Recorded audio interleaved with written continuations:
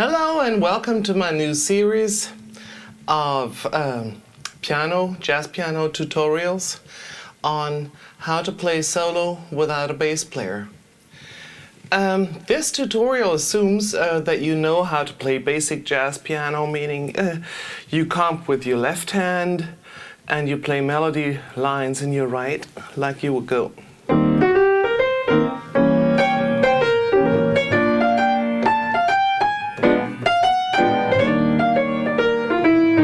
Or you would know how to play block chords and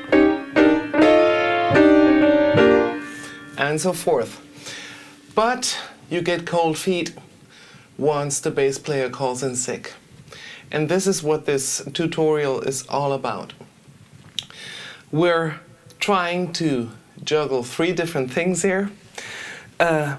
We play a bass line, we play chords in the mid-range, and we play a melody on the top. That's what this is all about. And of course you're going to ask yourself, we're going to handle three tasks, but we have two hands. How are we going to do this? It's actually pretty simple. I've written something, a few bars of music written down, and you can look at them right now.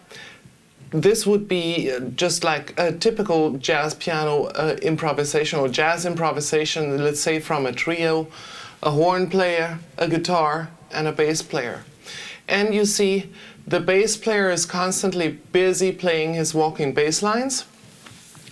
On the other hand, the saxophone player needs to breathe, or the horn player needs to breathe, so the horn player is going to take breaks.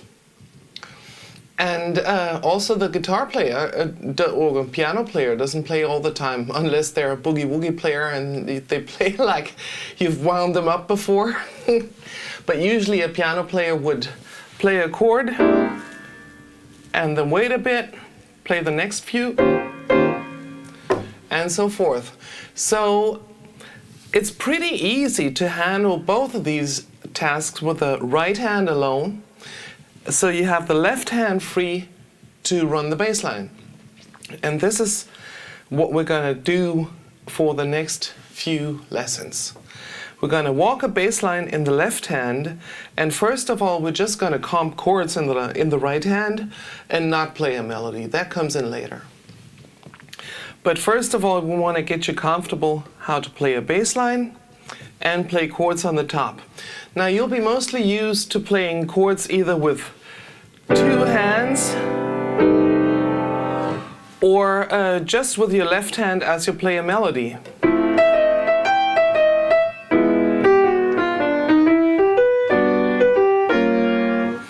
This is all going to change now. We're going to play the chords mainly with the right hand. That means you have to relearn all your voicings that you already know in your left hand and do them with your right. And obviously you can't do as complex voicings as you can with two hands. So most of the fat upper structure voicings or so won't work. Like for example, an upper structure that works nicely with one hand alone is this here for G7th. But that's about it. If you've got very large hands, you might be able to swing stacked fourth voicing like this. But even for my size hands, and I don't have small hands for a woman, it's really hard to do. So I usually, if I play stacked fourth, I usually play only 3 notes. It's entirely up to you. Of course, if you can reach them, you can do more. But otherwise, we're going to stick to regular 3-part or 4-part voicings like these here. And for our first song, we're going to choose I Can Give You Anything But Love and play it with the bass notes in the left hand, and we're going to play 4-part chords in the right. This looks something like this.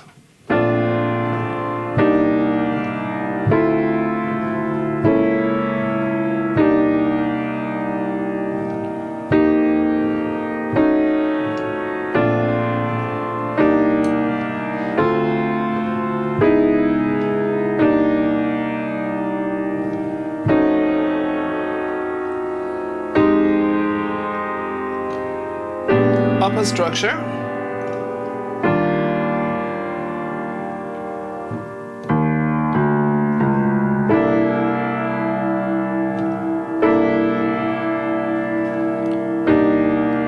You're starting to get the hang of this, don't you?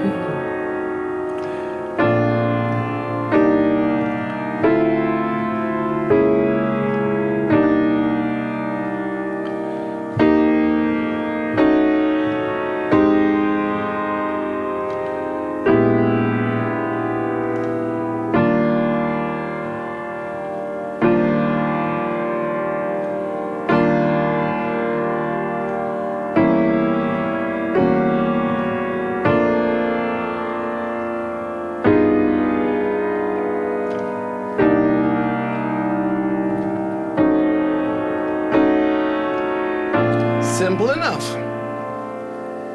Now we're going to change things up a little bit in the left hand, and we're going to play half notes. Now for the first few bars where the chord changes every half note, it's easy. You just follow the roots. And so on. But then, as chords change only once per bar, you have to play another note. Now, what note do you play? You could either go over the fifth, root fifth, just like a regular umpa bass.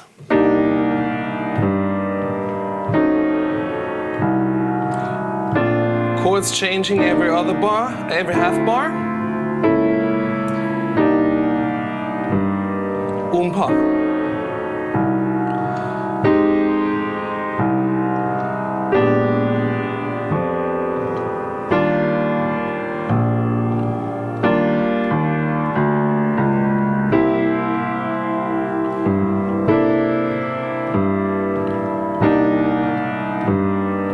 Of course, this is not very interesting.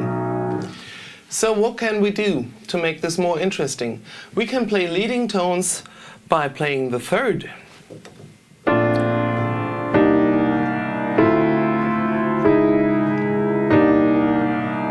Third. Third.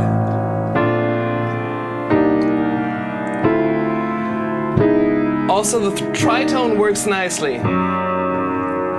Tritone,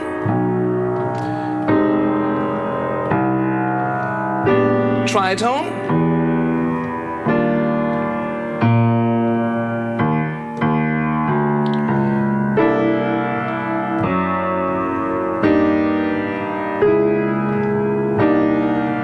and so forth.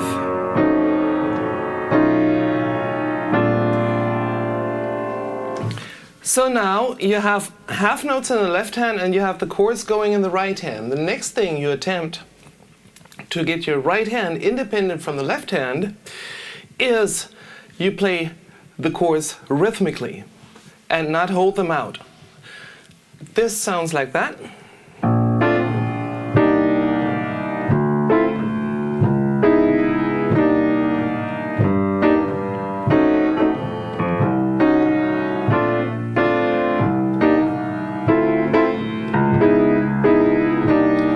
Much more interesting, isn't it?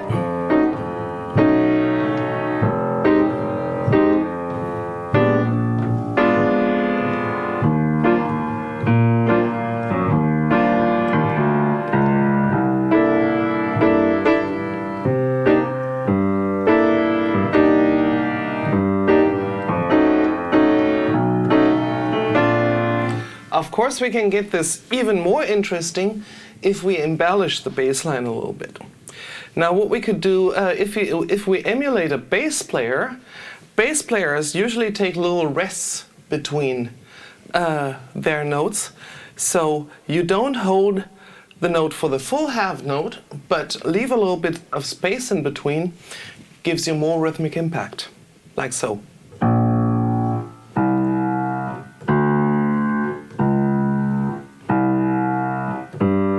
Instead of, don't play like that.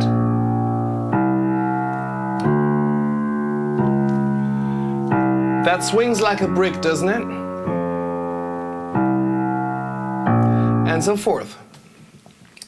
So, we've learned we leave a little bit of space, and we can use that space and drop another note in between there, like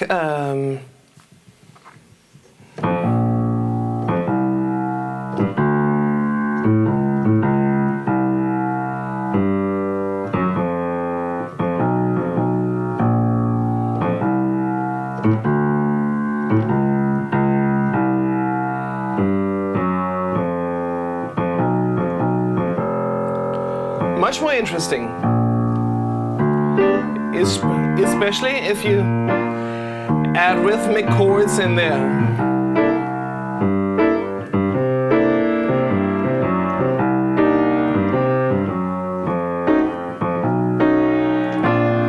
Now you practice that over several different standards in different keys so you get a hang of this.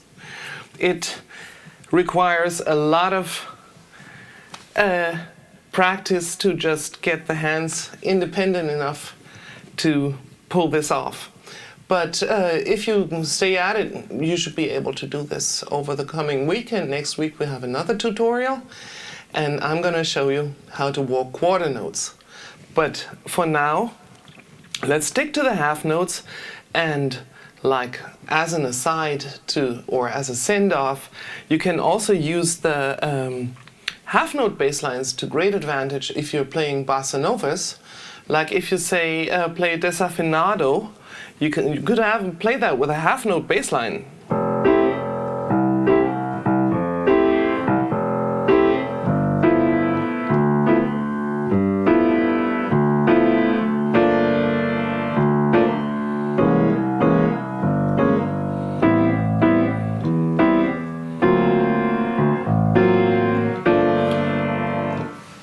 But what's the main characteristic of a bossa nova bass line is that we're playing the 4-and and the 2-and before the downbeats. So our bass line, instead of this,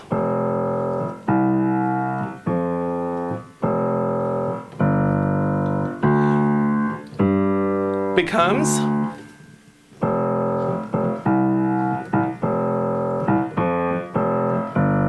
dun dun dun dun dun dun dun dun dun dun.